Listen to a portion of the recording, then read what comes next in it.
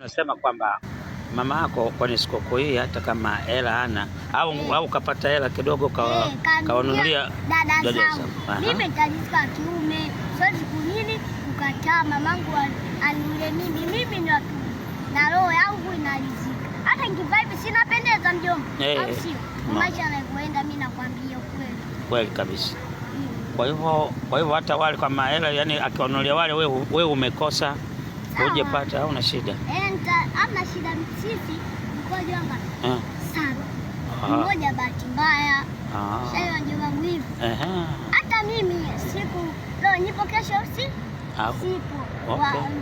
Wale zangu hapo hapa zangu nini? Maisha yakaenda. Kwa hiyo hata wakinunuliwa wale dada zako wadogo zako wewe umekosa haina shida. Haina shida kama hawa mama zake kapata hivyo. Sasa maisha kazi nini? Pole sana bwana Shabani.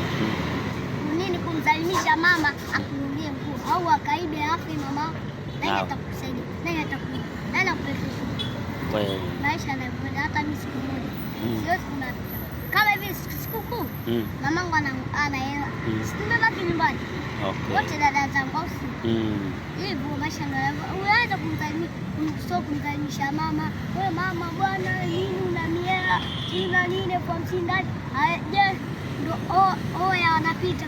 Unasikia? Wale kwa 50 afu nasema hela hamna.